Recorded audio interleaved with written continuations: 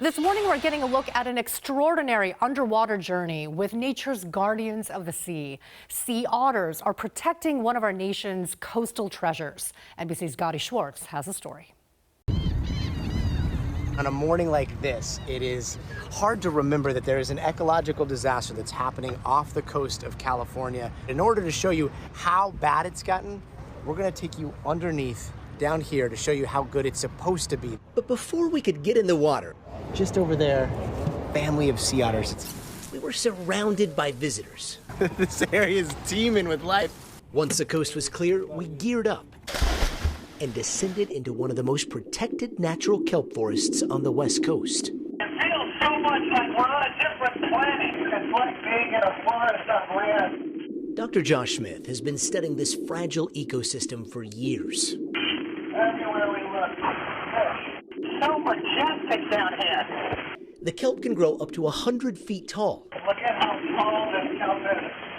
And suddenly, we were making new friends. Absolutely incredible. Just incredible.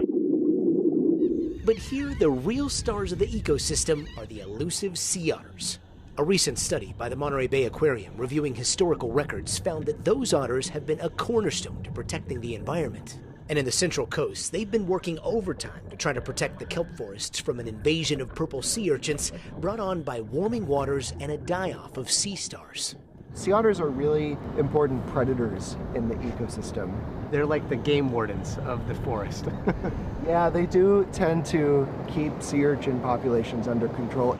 But those sea urchin feasting otters are in danger.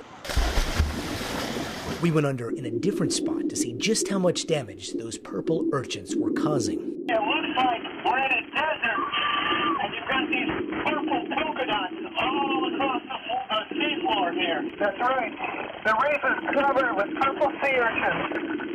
The crisis reaching a boiling point 10 years ago when a major marine heat wave ravaged the kelp. And they completely transformed the reef surface here to what we call a sea urchin barren. It's kind of depressing to see the barren like that. How much of the kelp here in California has been lost? Right here in Monterey Bay, we've lost about 70% or so of kelp forests. At Monterey Bay Aquarium, Hi, otters. they've been researching ways to tackle the problem for years, even taking us along on sea otter rehabilitation missions. All right.